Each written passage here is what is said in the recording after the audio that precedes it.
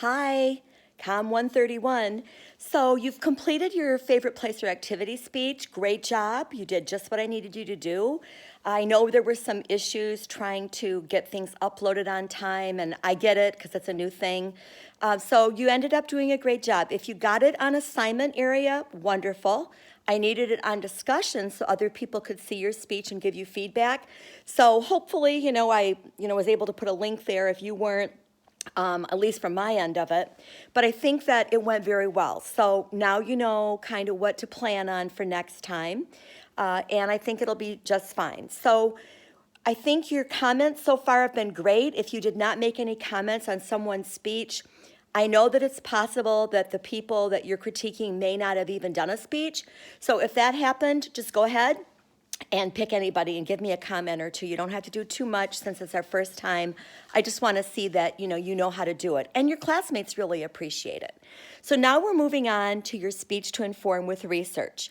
So it's going to be a 100-point speech, 5 to 7 minutes. So I'm looking for something in that area. 4 minutes or 3 minutes, way too short. 8 or 9 minutes, way too long. So really aim for that when you practice 5 to 7 minutes. That still means you can have 3 points in the body of your speech, but maybe you want 4 or 5. It just means that if you want a longer speech, you probably have to add a little more detail. Who, what, where, when, why, how. And in this speech, instead of just personal experiences or examples, you can use definitions, you can use quotes, you can use statistics, other interesting facts, all of that to add in your speech. If you read through the speech assignment, then you know I am expecting you to include 3 sources that you refer to during your speech. So it might be something like, recently on ESPN, it was reported that, or according to Time magazine. So you just want to give credit where credit's due. You don't have to do this with every single source you're using. I know you're doing some research.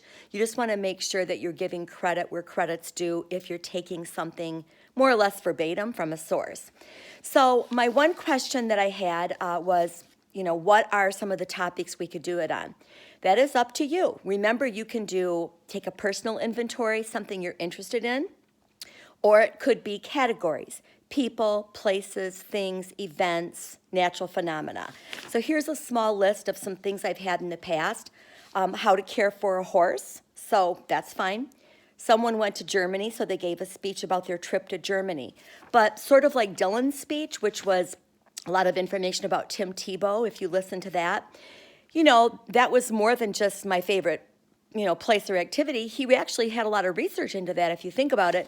So that would be the same thing, putting information, on maybe it's your favorite place, Germany or another city or country, but you could give us some of the facts and details that might make it interesting. I had a speech on John Lennon, obviously many people, but that was one. Invisible Children movement, that's an older movement than you might remember, but you can look that up or give me a speech on any movement that's going on. Green iguanas, I had that. Whitefish Point up in the Upper Peninsula. Women in the military, the jobs they have, the things they do, a little history and how that is. Understanding diabetes, or maybe any other illness if you want to share it.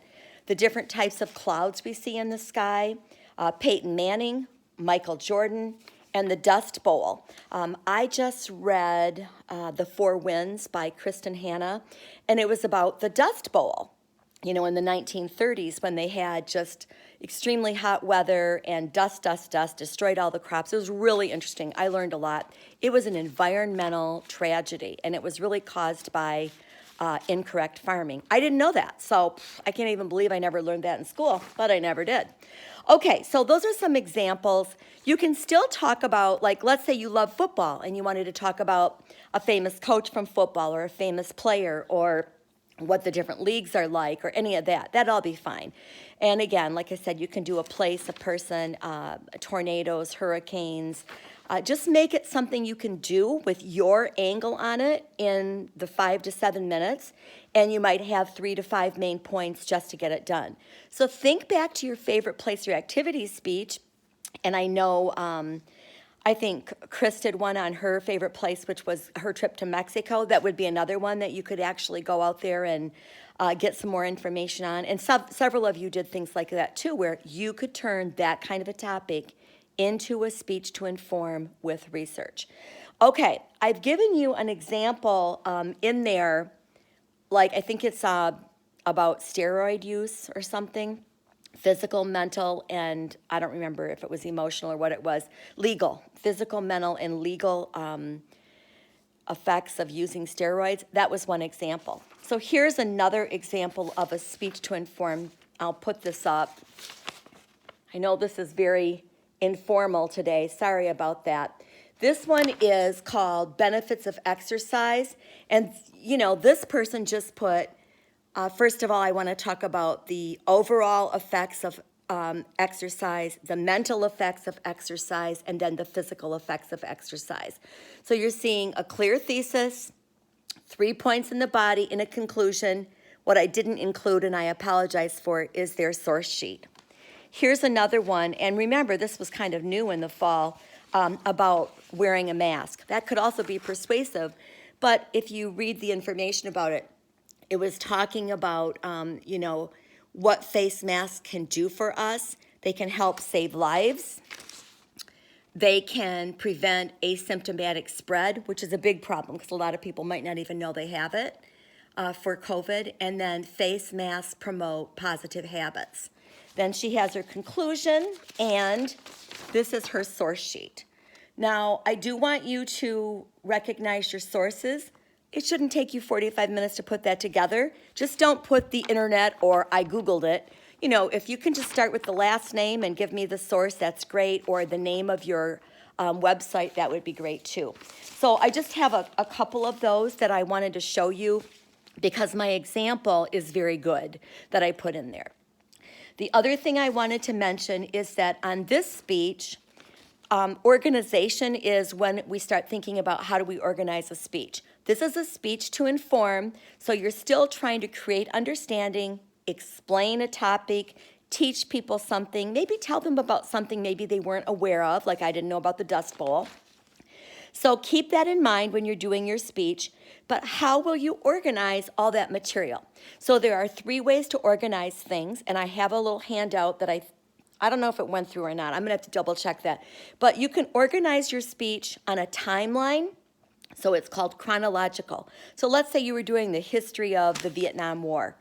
The beginning of the war, the middle of the war, the end of the war. Or it could be the involvement of America in the Vietnam War. Boom, boom, boom. It's on a timeline. And a lot of things are a process on a timeline. Like your demonstration, it's a process on a timeline. First, then this, then this. So that's kind of one nice way to organize a speech so that you know it has flow. Another way is spatial. So spatial organization is when you think of how do people visualize this in their mind. So let's say you wanted to do a speech about, your trip to the Bahamas. And I think we had one speech on that. That was great. But let's say you want to talk about that. So you're thinking, all right, I'm going to talk about how the resort I stayed at is laid out. Like when you first walk in, all of this is on the left, and then this is in the center, and this is on the right, and this is where the game area is, and this is the pool, and then straight ahead and out is the beach, and then over here you can rent, So what you do with something like spatial is it helps people understand how your topic, how they could visualize it. So, for example, I had a chance to go up the arch, the St. Louis Gateway Arch, which was cool and fun. And I would talk to you about, if you want to learn about it, first of all, when you get to the arch, you go underneath the arch, down below the ground, where there's a museum and some stores, and that's where you buy your tickets to go up the arch. Then you go up the arch, and it's like a little capsule, and you go cha-chink, cha-chink, cha-chink, because you don't go straight because it's an arch. And that was fun and interesting. And then finally you get to the top, and you're over 600 feet up, and you can see St. Louis Cardinal Stadium, and you can see like a famous, I think it was a courthouse or something, all that stuff. And then, we came down. So it's to help your audience visualize while you give them information. If you ever watch like a home show on HGTV, that's what they do. They kind of say, all right, first thing you're going to do at the front of the house, we need to do this. Walk in, take this wall out, fix that, fix this. Of course, I'm not taking any walls out, but, nice little thought. So they kind of go through and tell you to visualize it. Or even if it's a speech on fashion, you would have a main outfit. Maybe you add a top, you add other accessories, certain types of shoes or a bag, or, what do you do to set the outfit off? So that's what I mean by spatial. Help people visualize what you're talking about. And the last type of organizational style is called topical or also subtopical. Sorry, I have to switch my hands because I don't have any place to put my phone today. And that means you have a topic, but everything underneath it, they're your main points, but each main point is separate from another main point. So let's say I was talking about majors at Mott Community College. Automotive, social work, music, elementary ed, nursing. I'm just going to throw those out there. There's all kinds of things. They don't have anything in common except maybe some gen eds, but we offer them at Mott. So under the umbrella, that's what we offer.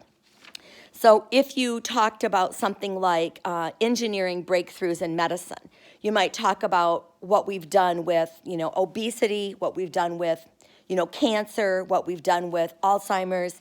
So those areas may not have anything in common except that they're under the umbrella of recent breakthroughs. So that's usually one that a lot of people end up with, is just something that's sort of like, okay, you have, this topic, and these are the things that go under it, okay? So just think of it when you're putting together your speech. Is this going to be a speech where you have, a timeline to help you go through everything? Is it going to be, I want you to visualize so you can understand what this is like? Or is it going to be, I've got a topic that I want to explain the parts of? So if we talked about the future for cars, I keep hearing how GM's going to go all electronic cars in the future. I'm thinking about buying a car, keeping it for 10 years, and then in 10 years, maybe I'll buy an electric car. Who knows? Or maybe I'll hire a driver by then because I might need one. So anyway, but for fun, we have all kinds of different things going on with that. So under that, you would have different categories. Okay, I wanted to throw that out. Finally, delivery. Very nice job. I want you to speak your speech. You don't have to read it. Some of you did a little bit, but that's okay, because this is hard to do. Like, all right, we're like here right now. If I'm looking over here at my notes, I'm kind of reading them, and you can see I'm not looking at you. So I want you to practice your speech. I don't know how you do it with your laptop, but you can highlight your main points, write in your examples, be familiar with it. It's okay if you change it a little tiny bit when you're on the fly. Nobody knows that but you, so that's cool. And, just give that in an extemporaneous or a natural and confident conversational style speech. So I think you were all doing a really good job. I appreciated that you stood up, many of you, to give your speech. You had clear voices. You made really good eye contact, expressions. Try to get a little more expressive if you need to. When I write comments in there, I'm really trying to be encouraging, and I noticed that all of your classmates were as well. So thank you so much for doing a great job with that. Okay, so key phrase outline, good job on your delivery, keep that up, 5 to 7 minute speech, and those are ideas of things you could talk about, okay? So something you could do a little bit of research on. And remember, read this stuff I put on the module. You can get your research, you can watch a special on TV, National Geographic, that's fine with me. You can get it from a pamphlet, you can get it from a magazine, if it's credible sources. You can do an interview. You can go, of course, and get it online, but there are lots of other sources too. So if you want to talk about, I think I had someone do a speech on how to create a disaster plan for your family. That was fascinating. And they called the American Red Cross and interviewed someone and said, what would I cover for this? I've got this little pamphlet, but I wondered about this, that, and the other thing. Super idea. So you can do a quick phone interview, and then you would just say, hey, recently I talked to so-and-so from the American Red Cross, and this is what he suggested for a disaster plan. So you can do all of those things. Don't feel like, oh my God, I've got to just take the first 3 sources I see, or hopefully I can just copy that, and Mrs. Welliver will never go 4 pages back and check, but I probably will. So you want to think about what you want to say and then find a few things that you could bring into it. And you can talk about schizophrenia or mental health. And right now, I know I've had a few people report, not necessarily in this class, that they're really dealing with a lot of anxiety and depression. And I want you to know that they have said that the second big pandemic is going to be mental health, because going through COVID in all these months, we've been home or worried or nervous. How it's changed our socialization and our lives in general has caused extreme anxiety and depression in many people. And I have family members experiencing that too. As you know, I told you I retired the very same week that this all happened, and everybody got walked out at 3 o'clock on a Monday, including me. And I only had a couple days left, so for me, I was planning on being home anyway. I just didn't know it didn't mean I could never travel like I wanted to travel, or do the things I wanted to do, like I would have wanted to do them. So we're all hoping for the future. So yes, you can even do a speech on that. All right, I don't mean to be all over the place. I think this is enough. I'm going to upload it and hopefully it helps. Have a great week. I really appreciate your feedback. Anytime you have questions or you notice something wrong, let me know. I'm happy to fix it. Thank you. Bye-bye.